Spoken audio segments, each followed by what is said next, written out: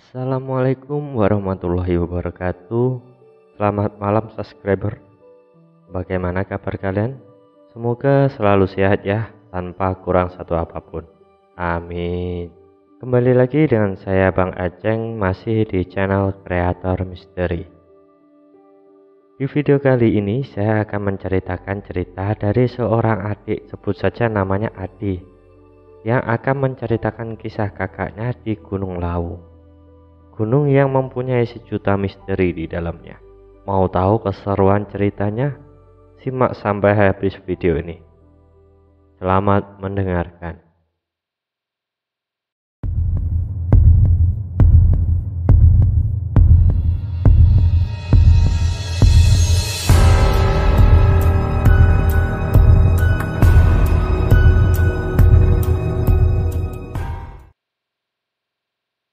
Perkenalkan, nama saya Adi, bukan nama asli ya.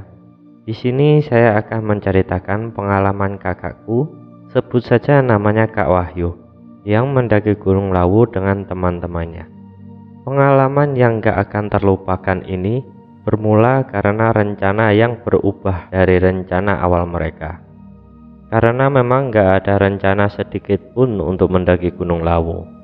Soalnya rencana mereka itu tadinya hanya ke Telaga Sarangan Magetan Jawa Timur dan Grojogan Sewu di Tawangmangu Karanganyar Jawa Tengah. Makanya mereka nggak membawa perbekalan mendaki karena sama sekali nggak ada rencana untuk itu. Rencana awal yang mereka rembuk jauh-jauh hari sebelumnya, mereka berangkat pagi buta dari Tuban dengan asumsi sebelum tengah hari sudah sampai di Telaga Sarangan. Namun, apa hendak dikata, rencana tinggal rencana. Salah satu rekan Kak Wahyu agak kesulitan mendapatkan izin dari tempat kerjanya. Hingga baru pukul 11 siang, mereka baru bisa bertolak berangkat ke tujuan. Karena mobil masih longgar untuk rombongan awal mereka yang hanya 6 orang, maka Kak Wahyu iseng menghubungi sahabatnya, sebut saja Kak Alex.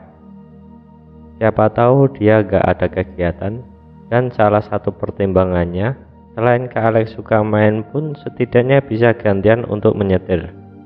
Alhamdulillah, untungnya Kak Alex bisa. Kemudian mereka pun langsung berangkat. Perjalanan yang waktu itu diiringi hujan semenjak dari Bojonegoro menuju Ngawi, tapi gak mengurangi keceriaan mereka meskipun perjalanan agak sedikit terlambat. Karena memang waktu itu jalan pandangan menuju Ngawi dalam tahap pengecoran. Agak terlambat dari perkiraan mereka untuk sampai ke Telaga Sarangan lebih cepat. Mereka baru sampai di Pelausan, waktu sudah menunjukkan pukul 4:30 sore. Jadi rencana ke Telaga Sarangan mereka urungkan dan bersepakat langsung ke Tawangmangu. Lagi pula hujan sangat lebat. Karena seharian belum sempat mengisi perut, tak jauh dari kawasan Cemoro Sewu, mereka berhenti sejenak untuk cari makan dan tentu saja ngopi.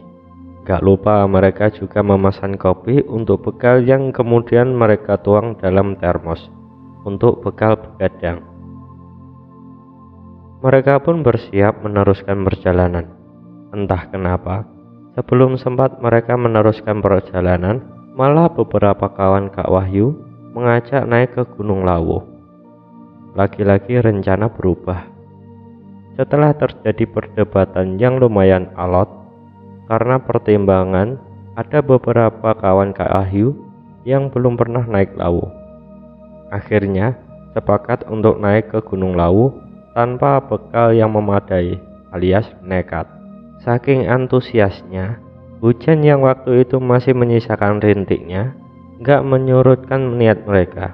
Ibarat kata, semangat mereka pada waktu itu adalah semangat juang 45. Beberapa kawan Kak Wahyu terlihat sangat antusias untuk mendaki. Sayangnya, gak semua di antara mereka terlatih dan gak pernah mendaki gunung sebelumnya. Hanya Kak Wahyu dan 2 temannya saja yang sudah pernah mendaki gunung sebelumnya. Ya, meskipun bukan seorang pendaki yang sangat terlatih, berbekal sedikit informasi, dari petugas jagawana yang ada di pos Cemoro Sewu. Selepas sholat maghrib, mereka bertujuh menembus hujan naik ke Gunung Lawu, menyusuri jalan setapak yang sudah diberi batuan gunung. Mereka berandai-andai jika perjalanan sampai ke puncak Lawu akan bisa mereka tempuh dalam beberapa jam ke depan. Pekat malam dan mereka hanya berbekal satu lampu senter. Suka nggak suka, mereka lebih banyak berjalan di dalam kegelapan. Mereka harus berhemat dengan baterainya. Kira-kira 1 jam perjalanan, mereka sampai di pos peristirahatan.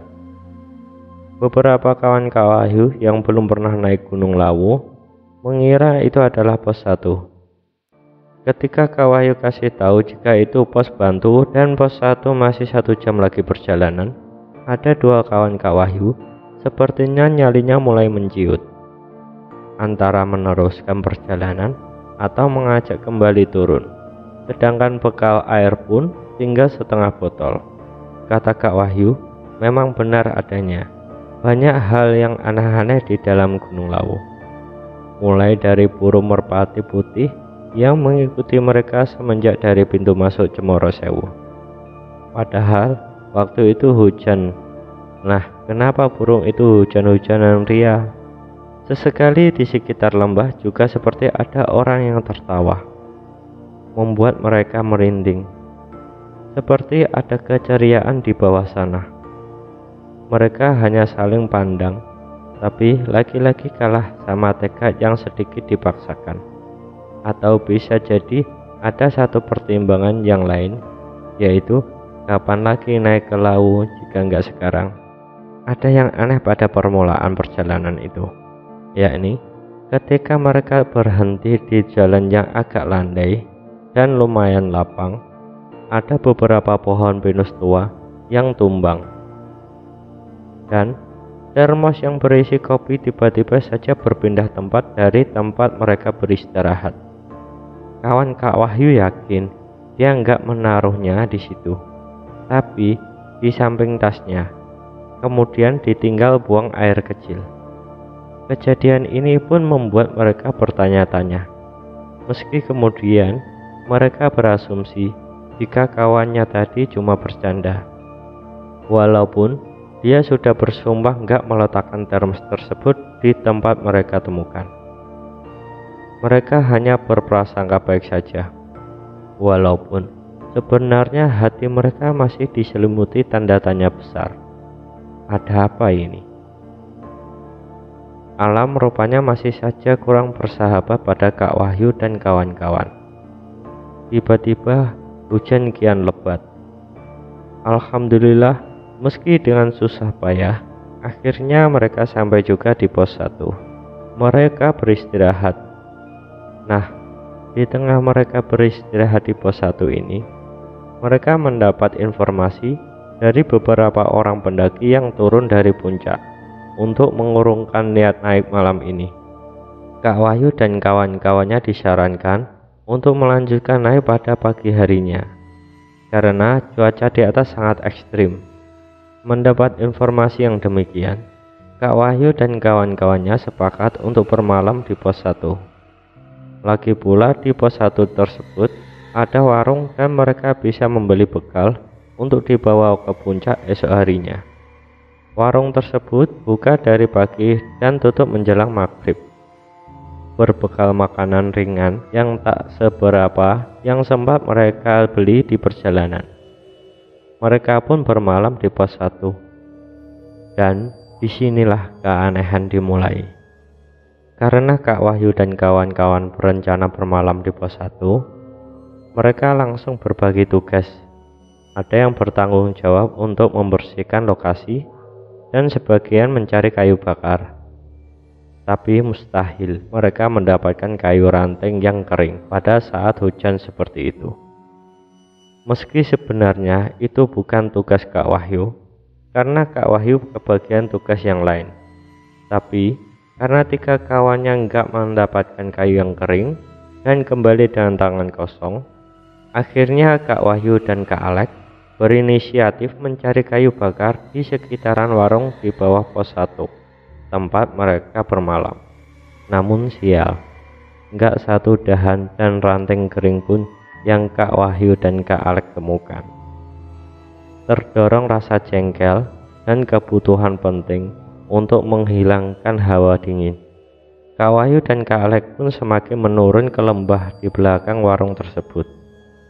Lagi-lagi semua yang mereka temui basah, lagi pula besar-besar dan mustahil mereka bawa.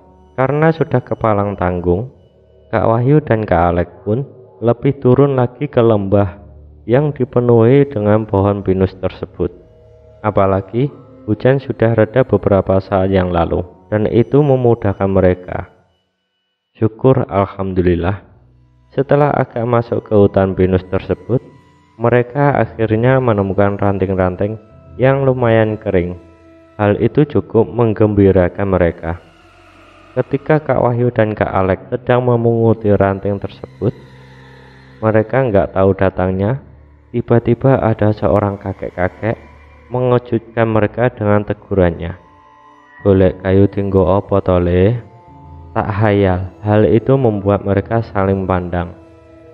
Jujur, waktu itu Kak Wahyu sangat terkejut dengan kehadiran si kakek yang tiba-tiba. Tapi karena Kak Alek diam saja mendapat pertanyaan dari si kakek, walaupun dia lebih dekat dengan kakek tersebut, malah Kak Wahyu yang menjawab pertanyaan si kakek. "Kangge berdiang, Mbah. Kula sak kanca-kanca sipeng teng inggil ngriku teng pos tunggal." "Loh, kayu telus ngono kok arep dinggo diang? Apa ya iso murup?" "Lah, wontene kajeng nggih niki, Mbah. Nggih mengke sak saged-sagede diurupaken," jawab Kak Wahyu berbahasa basi. Walaupun sebenarnya Kak Wahyu juga membayangkan berapa susahnya menyalakan kayu yang mereka dapatkan itu. "Wis ngene ae le, ayo melu ning omahe Mbah. Mbah duwe kayu bakar akeh, tur garing-garing. Mengko yen mbok engko berdiang cepet murup. Piye, gelem ora?" tanya si kakek. "Daleme Mbah pundi? Menawi tebih, kula mboten sekeca kalih kanca-kanca. Mesakaken kanca-kanca kula kedangon ngentosi," jawab Kak Wahyu sopan dan berkesan menolak halus. "Ora adoh kok le, mung mlebu alas kuwi sithik. Wis, mulehe mengko tak terke nek kowe wedi kesasar," balas si kakek.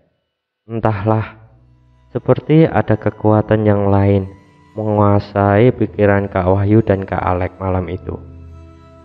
Tawaran kakek tersebut langsung mereka terima, tanpa mereka pertimbangkan terlebih dahulu. Terlebih melihat raut kesungguhan dari kakek-kakek tadi.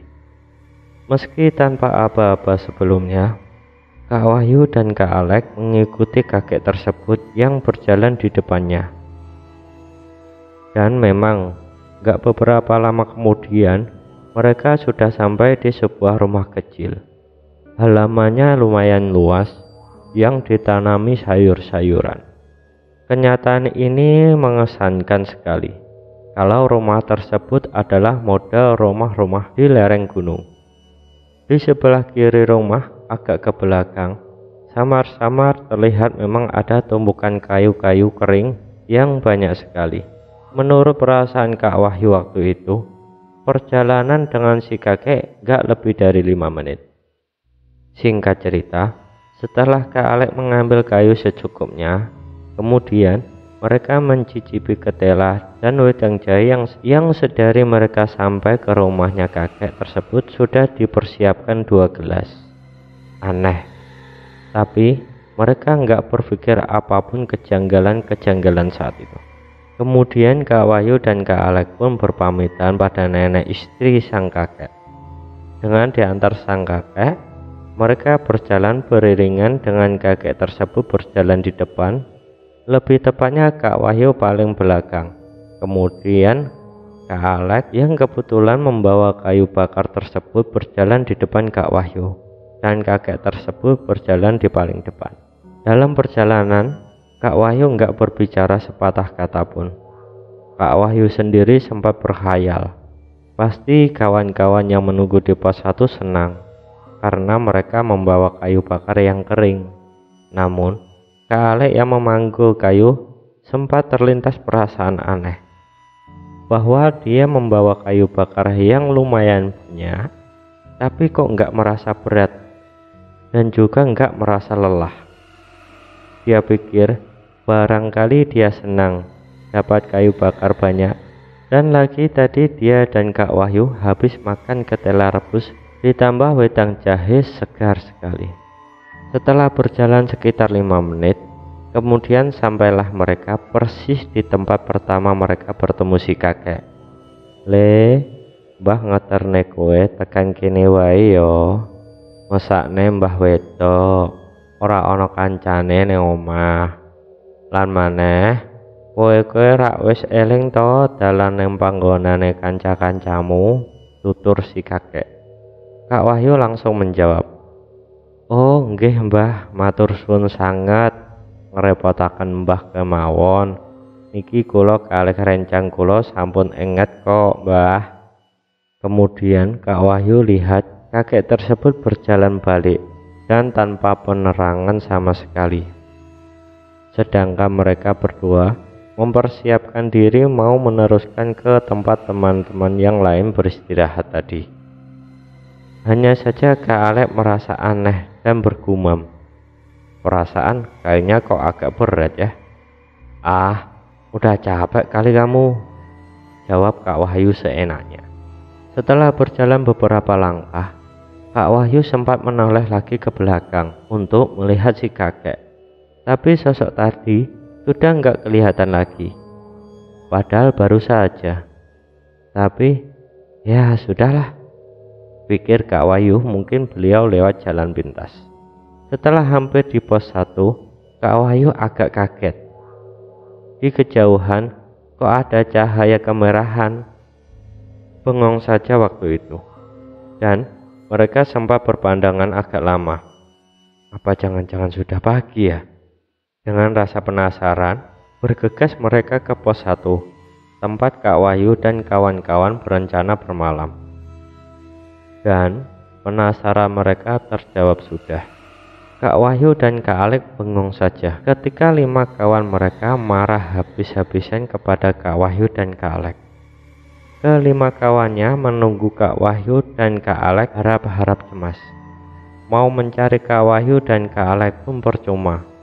Mau turun ke bawah juga ragu, karena satu-satunya senter dibawa Kak Wahyu dan Kak Alek untuk mencari kayu bakar. 5 kawannya Kak Wahyu hanya berteriak-teriak memanggil Kak Wahyu dan Kak Alek dari sekitaran pos 1 tersebut. Berlima kawannya sepakat jika pada keesokan harinya saja akan mencari Kak Wahyu dan Kak Alek, dan sebagian meminta bantuan di bawah. Baru kali ini Kak Wahyu merasakan rasa sepenanggungan. Mereka semua berpelukan dengan mata berkaca-kaca, menahan tangis. Meski kawannya sempat melampiaskan rasa jengkelnya pada Kak Wahyu dan Kak Alek, tapi mereka terima dengan ikhlas dan lapang dada.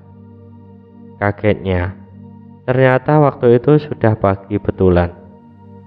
Tak beberapa lama kemudian matahari muncul dari balik bukit, dan pemilik warung pun sudah datang dari bawah.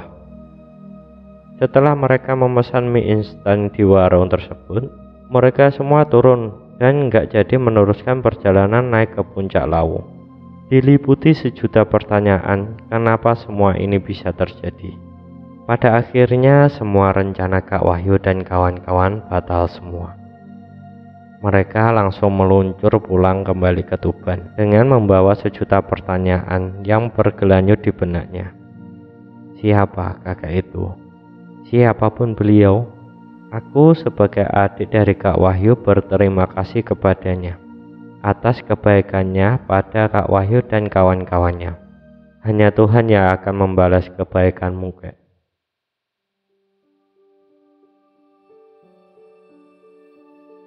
Bagaimana subscriber dengan ceritanya? Cukup menegangkan atau biasa-biasa saja? Tolong komen di bawah ya. Dan untuk para subscriber yang mempunyai cerita yang berbau mistis dan ingin dipublikasikan, bisa kirim ceritanya di email kreator misteri yang ada di deskripsi ya. Dan jangan lupa untuk dukung terus channel kreator misteri dengan cara klik tombol subscribe, like, dan komen ya, atau bisa di-share ke teman-teman subscriber. Sekian video kali ini, semoga dapat menghibur para subscriber, dan mohon maaf jika ada salah kata yang disengaja maupun tak sengaja. Saya Bang Aceng, sampai jumpa lagi. Wassalamualaikum warahmatullahi wabarakatuh. Salam seduluran.